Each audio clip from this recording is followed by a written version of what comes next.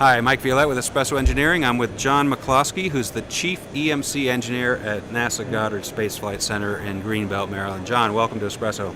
Thanks, Mike. Great to be here again. So, John, you got a little demo to do at the show, at the EMC Symposium? That is correct. The demo is entitled Stop, Look, and Listen.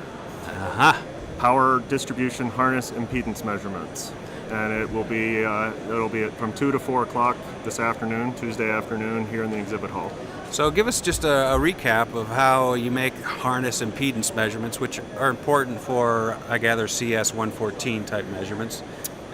Well, really it has to do with, part of the title of the demo is LISN, Line Impedance Stabilization Network. A lot of times people will use a default LISN in their test setup that's defined by 461 mil standard 461 right. or whatever spec they're working to.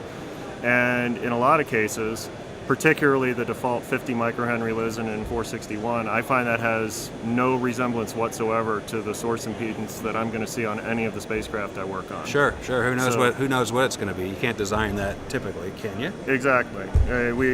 You have to actually try very hard to get 50 microhenries. Sure. Right. You have to have very wide separation of your conductors over a very long distance, which is what it actually says in the mil standard. So on a spacecraft where we actually run a dedicated return wire with our send wire over shorter distances, the impedances are much lower. Much lower. Exactly, and I think it's important to really understand what impedance the LISN represents and how to put an upper bound on some of the impedances. I'm sort of focusing on inductance, but inductance and characteristic impedance. But you can put an upper bound on these parameters.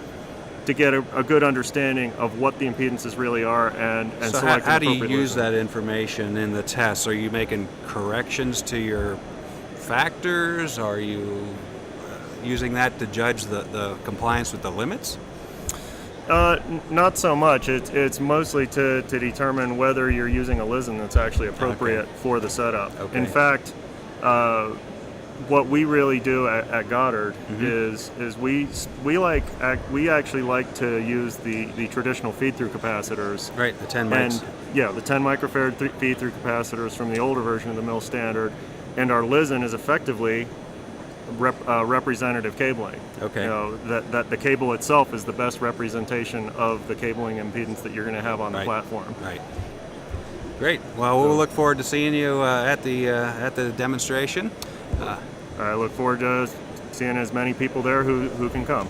Thanks for coming by, John.